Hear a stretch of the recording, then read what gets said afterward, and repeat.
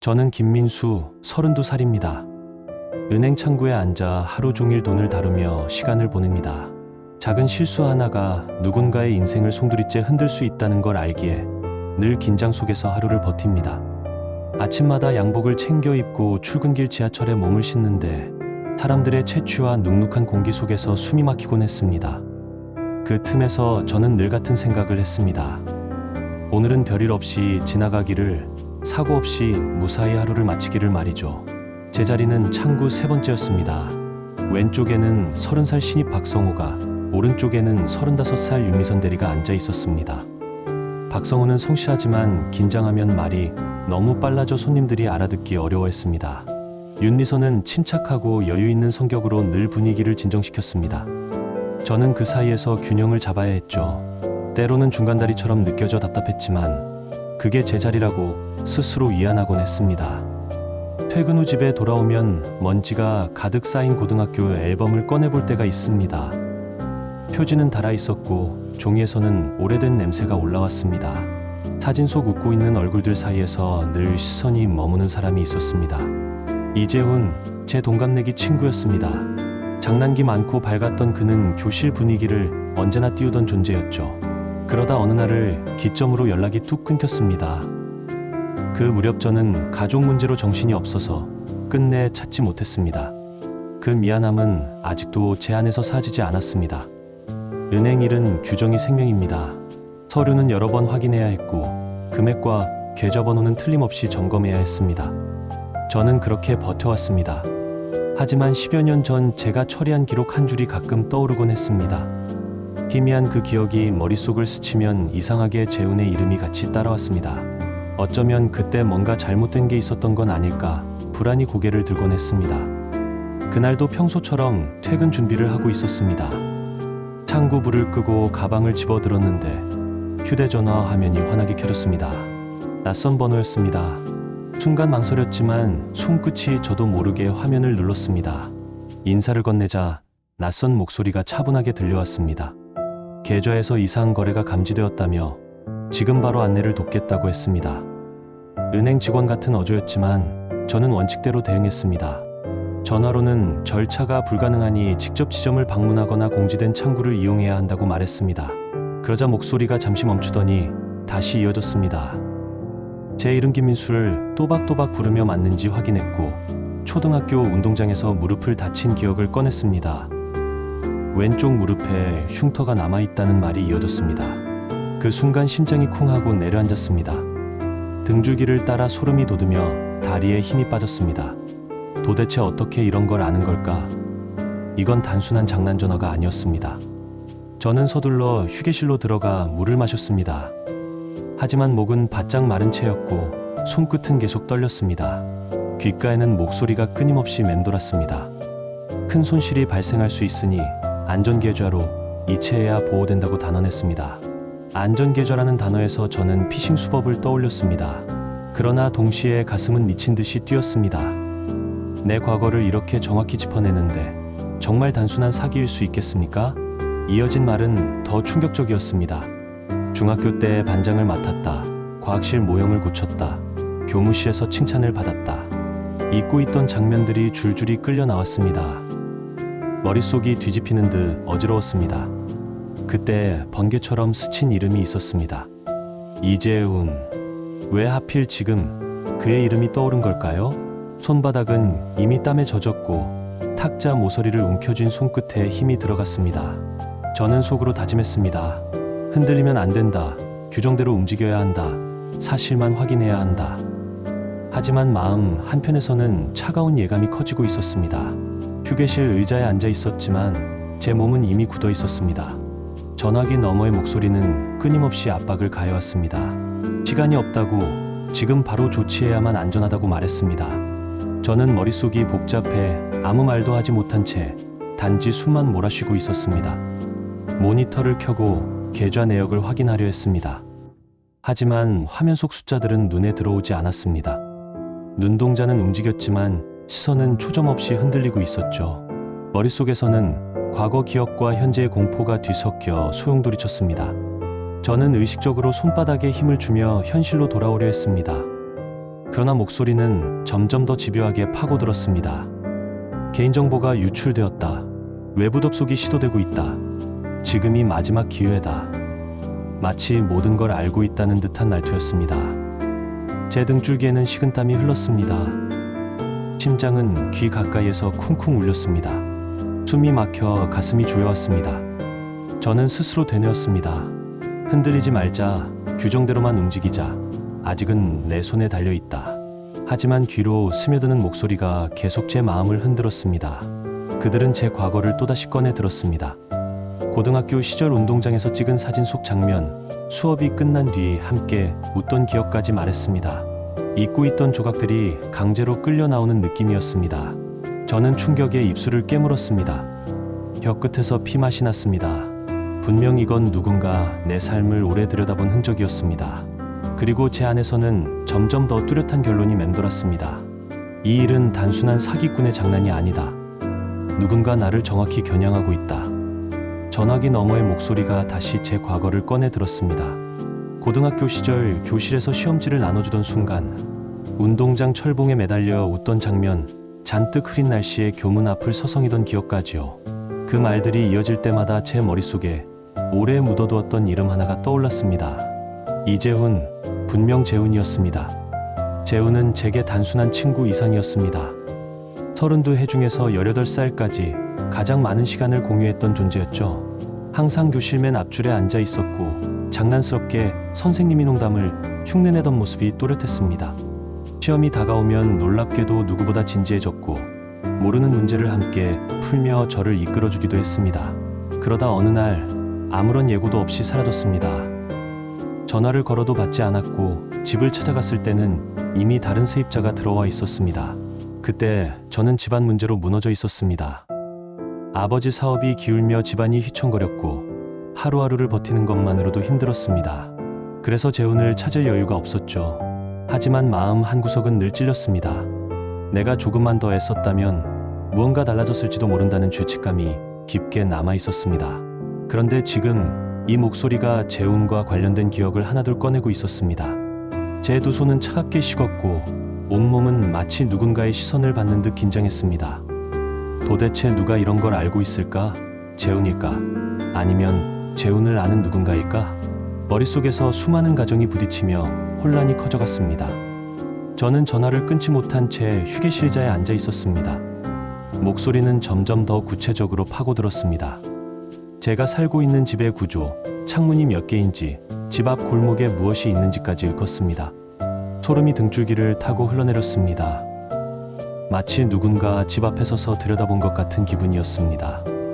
저는 창밖을 보았습니다. 은행 앞 도로에는 평소처럼 사람들이 오갔습니다.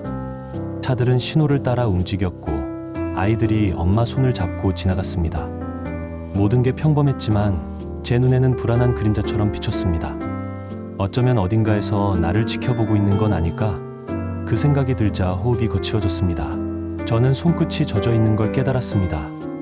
땀이 손바닥에 고여 있었고 휴대전화를 쥔 손이 미세하게 떨렸습니다. 머릿속에서는 끊임없이 두 목소리가 싸우고 있었습니다. 규정대로 버텨야 한다는 제 목소리, 그리고 혹시라도 무언가를 놓치면 모든 걸 잃을 수 있다는 불안의 목소리. 그 둘이 충돌하면서 제 이성은 점점 흐려졌습니다. 목소리는 제 숨결을 조이는 듯 이어졌습니다. 안전계좌로 송금을 하지 않으면 계좌 속 모든 돈이 사라질 거라고 단정했습니다. 저는 눈을 질끈 감았습니다.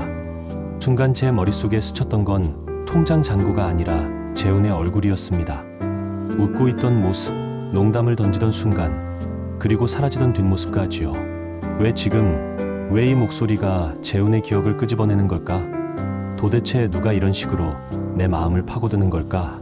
질문은 꼬리에 꼬리를 물었지만 대답은 오지 않았습니다. 며칠 동안 저는 불안에 잠식되어 살았습니다. 전화는 하루에도 몇 번씩 걸려왔고 목소리는 점점 더 노골적으로 압박을 가했습니다. 처음에는 단순히 무시하면 되겠지 생각했지만 이상하게도 그 목소리는 제 과거를 계속 건드렸습니다. 저만 아는 기억을 하나씩 꺼내놓을 때마다 가슴은 더 옥죄어왔습니다. 업무 중에도 집중이 되지 않았습니다. 창구 앞에 앉은 손님의 얼굴이 선명하게 보이지 않았고 서류 속 숫자들이 뒤엉켜 보였습니다. 동료들이 눈치를 챘습니다. 박성호가 조심스레 다가와 괜찮냐고 물었지만 저는 고개를 젓고 대충 둘러댔습니다. 문제를 털어놓기에는 제 자존심이 허락하지 않았습니다. 저는 퇴근 후 혼자 지점 기록을 들였습니다. 10여 년 전 처리한 대출 서류들을 찾아내 하나하나 확인했습니다. 그리고 마침내 그 속에서 익숙한 이름을 발견했습니다. 이재훈, 그의 이름이 선명하게 적혀 있었습니다. 그 순간 심장이 크게 뛰었습니다. 그 대출 서류는 오래된 것이었고 기록 옆에는 제 도장이 찍혀 있었습니다. 하지만 이상한 부분이 있었습니다. 몇 군데 숫자가 잘못 입력되어 있었고 그로 인해 승인 절차가 꼬였던 흔적이 보였습니다. 제가 무심히 남긴 실수 한 줄이었습니다. 그 한 줄이 재훈의 삶을 뒤흔들었을지도 모른다는 생각에 가슴이 무너졌습니다. 저는 서류를 들고 한참 동안 자리에 앉아 있었습니다. 머릿속에서는 재훈의 웃음소리가 맴돌았고 제 손은 부들부들 떨렸습니다. 혹시 이게 모든 시작이었을까? 내가 그때 더 신중했더라면 지금의 일은 없었을까? 죄책감이 파도처럼 밀려왔습니다. 그날 밤 집에 돌아와도 잠들 수 없었습니다. 휴대전화 불빛만 봐도 심장이 철렁 내려앉았고 벨소리가 울리면 손끝이 얼어붙었습니다. 저는 침대의 가장자리에 앉아 스스로에게 되뇌었습니다. 이건 단순한 범죄가 아니다. 분명 재훈과 연결된 무언가다. 그리고 나는 그 진실을 끝까지 마주해야 한다. 며칠 뒤 마침내 경찰이 개입했습니다. 저는 계속된 협박성 전화를 신고했고 통신 추적이 시작되었습니다. 저는 혹시라도 경찰에게 재훈의 이름이 드러날까 두려웠지만 더 이상 혼자 버틸 수 없었습니다. 손끝이 마르고 가슴이 찢어지는 듯한 불안 속에서 하루하루를 버틸 수 없었으니까요. 경찰은 차분하게 절차를 밟았습니다. 저는 조사실에서 떨리는 목소리로 지금까지의 상황을 설명했습니다. 그들은 고개를 끄덕이며 충분히 있을 수 있는 수법이라고 말했습니다. 하지만 제가 겪은 건 단순한 범죄 수법이 아니라 개인적인 기억과 얽힌 집요한 파고듦이었습니다. 경찰은 잠시 후 저에게 한 사진을 내밀었습니다. 사진 속 인물은 나 찍었습니다. 저는 숨을 삼켰습니다. 재훈, 분명 재훈이었습니다. 10여 년 만에 보는 그의 얼굴은 낯설고도 익숙했습니다. 눈빛은 예전과 달리 어두웠고 입술은 굳게 다물려 있었습니다. 경찰은 말했습니다. 최근 보이스피싱 조직의 일원으로 활동하고 있다고요. 그 말을 듣는 순간 머릿속이 텅 비었습니다. 손끝이 찌릿했고 가슴은 미친 듯이 요동쳤습니다. 믿고 싶지 않았습니다. 하지만 동시에 이상하게도 이해되는 부분이 있었습니다. 제가 남긴 실수가 그의 인생을 무너뜨렸다면 그가 절망 끝에 그런 길을 택했을 수도 있겠죠. 재훈은 제게 웃음과 추억을 남겨준 친구였습니다. 그가 범죄자가 되어 제 삶의 칼끝을 겨누고 있다는 사실은 견디기 어려웠습니다. 저는 눈을 감고 속으로 중얼거렸습니다. 이게 정말 너의 선택이었냐, 재훈아. 내 잘못이 너를 이렇게 만든 건가? 며칠 뒤 경찰은 미리 준비한 함정을 만들었습니다. 저는 떨리는 손끝으로 지시에 따르며 피싱 조직의 연락을 기다렸습니다. 전화기는 마치 제 심장과 연결된 듯 울렸습니다. 낯익은 목소리가 다시 흘러나왔습니다. 이번에도 제 과거를 건드렸습니다. 고등학교 졸업식 날 함께 찍었던 사진에 대해 말했습니다. 경찰은 제게 시간을 끌라고 했습니다. 저는 짧은 호흡을 몰아쉬며 목소리를 흘려보냈습니다. 그리고 마침내 추적 신호가 잡혔습니다. 경찰은 그의 위치를 포착했고 잠시 뒤 재훈은 체포되었습니다. 경찰서 유리창 너머로 마주한 재훈의 얼굴은 낯설게 굳어 있었습니다. 한때 밝고 장난스럽던 눈빛은 사라지고 싸늘한 그림자가 드리워져 있었습니다. 저는 그 앞에 서서 아무 말도 할 수 없었습니다. 재훈은 제 시선을 피하지 않았습니다. 오히려 오래된 불만과 분노가 담긴 듯한 눈빛으로 저를 바라보았습니다. 경찰은 조서 작성을 위해 자리를 떴습니다. 짧은 순간 우리 둘만이 남았습니다. 재훈은 낮은 목소리로 말했습니다. 너 때문에 내 인생이 망가졌다고. 너의 무심한 실수 때문에 내가 길을 잃었다고. 저는 숨을 삼켰습니다. 부정할 수 없었습니다. 10여 년 전 대출 서류에 남긴 작은 실수가 결국 그의 삶에 커다란 균열을 만든 건 사실이었으니까요. 그러나 동시에 선택은 재훈의 몫이었습니다. 그는 다른 길을 갈 수도 있었지만 범죄를 택했습니다. 그 사실이 더 큰 상처처럼 제 가슴을 파고들었습니다. 재훈은 더 이상 말을 하지 않았습니다. 경찰이 돌아와 그를 데려갔고 저는 의자에 주저앉아 한참을 움직이지 못했습니다. 머릿속에서는 재훈의 웃던 얼굴과 지금의 싸늘한 얼굴이 번갈아 떠올랐습니다. 그날 이후 제 일상은 달라졌습니다. 은행 창구에 앉아 고객을 맞이하면서도 휴대전화가 울릴 때마다 가슴이 덜컥 내려앉았습니다. 낯선 번호가 화면에 뜨면 손끝이 얼어붙었고 가슴은 미친 듯이 뛰었습니다. 재훈이 체포된 뒤에도 공포는 쉽게 사라지지 않았습니다. 하지만 시간이 지나면서 서서히 마음을 붙잡기 시작했습니다. 경찰은 재훈의 범죄를 조사했고 그의 삶이 어떻게 이 길로 흘러들었는지 설명해 주었습니다. 그는 오랜 생활고에 시달렸고 결국 범죄 조직의 손에 끌려 들어갔습니다. 제가 남긴 실수가 그 시작이 되었을지라도 마지막 선택은 그의 것이었습니다. 밤이 되면 잠들기 어려웠습니다. 휴대전화 불빛만 스쳐도 심장이 덜컥 내려앉았고 진동만 울려도 몸이 굳어졌습니다. 저는 작은 스탠드 불빛에 의지의 오래된 사진첩을 꺼내 들었습니다. 그 속에서 웃고 있는 재훈의 얼굴은 선명했습니다. 그 시절의 눈빛은 맑았는데 왜 이렇게 멀리 돌아와야 했을까 생각하면 가슴이 저려왔습니다. 하지만 후회만으로는 아무것도 달라지지 않았습니다. 저는 더 이상 피해자로 머물 수 없었습니다. 은행원으로서 매일 사람들의 돈을 지키는 일이 곧 저 자신을 지키는 일이라는 걸 깨달았습니다. 그래서 고객 앞에 앉을 때마다 작은 경고라도 남기기 시작했습니다. 낯선 전화에 속지 말라고, 계좌이체를 요구하는 목소리를 믿지 말라고 말이죠. 한 사람이라도 덜 당한다면 재훈과 제 이야기가 헛되지 않을 거라 믿었습니다. 얼마 전 한 노인이 떨리는 손으로 창구에 앉았습니다. 전화로 누군가 송금을 재촉하고 있다는 이야기를 들었을 때 저는 망설이지 않았습니다. 통장을 막고 경찰에 연락했습니다. 노인의 손을 꼭 잡으며 말했습니다.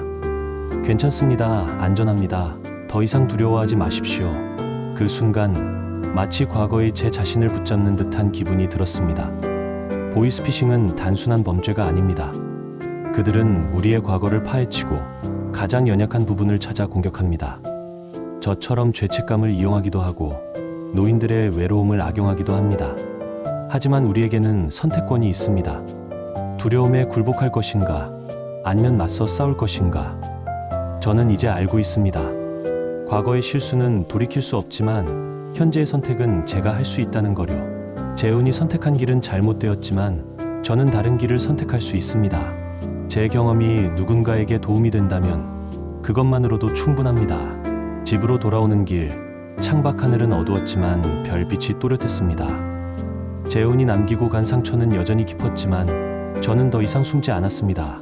제 이름은 김민수, 32살. 저는 과거의 그림자를 등에 지고 앞으로 걸어가고 있었습니다. 기억하십시오. 아무리 그럴듯한 목소리라도 전화로 계좌이체를 요구한다면 의심하세요. 여러분의 과거를 아는 척하며 압박한다면 더욱 조심하세요. 그리고 무엇보다 혼자 견디려 하지 마세요. 주변의 도움을 요청하고 경찰에 신고하세요. 여러분은 혼자가 아닙니다.